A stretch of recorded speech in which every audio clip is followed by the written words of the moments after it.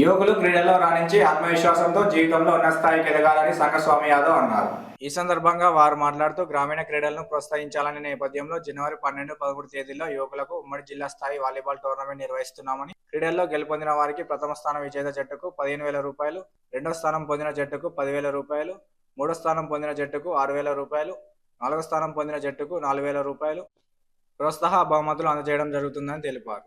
ఈ కార్యక్రమంలో గుండా గోవిందరెడ్డి, బూర సదానందం, వికుర్తి లక్ష్మీనారాయణ, వనపర్తి మల్లేశం, కాంగ్రెస్ పార్టీ నాయకులు లింగంపల్లి కిరణ్, స్తంభంపల్లి తిరుపతి, చంద్రం శ్రీనివాస్, సంతోష్, జగన్, మహేందర్, వాలీబాల్ క్రీడాకారులు వెల్ల ప్రకాష్, పొన్నాల శ్రీనివాస్, రేగుల రాజు, క్రీడాభిమానులు, యువకులు పాల్గొన్నారు.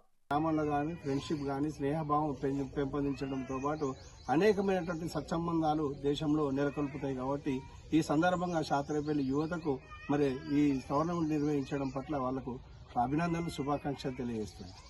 జనవరి 12 స్వామి వివేకానంద జయంతి నేషనల్ యూత్ డే రోజు శాతరేపల్లి గ్రామంలో 12వ తారీఖు, 13వ తారీఖున ఉమ్మడి కరీంనగర్ జిల్లా ఆహ్వానిత వాలీబాల్ టోర్నమెంట్ నిర్వహిస్తున్నాం.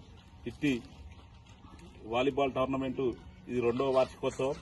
ఈ 2వ వార్షికోత్సవాన్ని పురస్కరించుకొని వాలీబాల్ క్రీడాకారులు, వాలీబాల్ అభిమానులు అందరూ పెద్ద ఎత్తున వచ్చి విజయవంతం చేయవలసిందిగా కోరుచున్నాం. అదేవిధంగా ఆంధ్ర పోయి కోడి పందాలు చూసుడు కాదు, శాతరాజపల్లి వచ్చి వాలీబాల్ టోర్నమెంట్ చూడవలసిందిగా కోరుచున్నాము.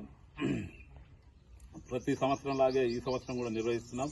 ఇట్టి నిర్వహణ స్వామి వివేకానంద జయంతిని పురస్కరించుకొని జరుగుతున్నది కాబట్టి యువకులు అందరూ రావాల్సిందిగా పేరు పేరున కోరుచున్నాం.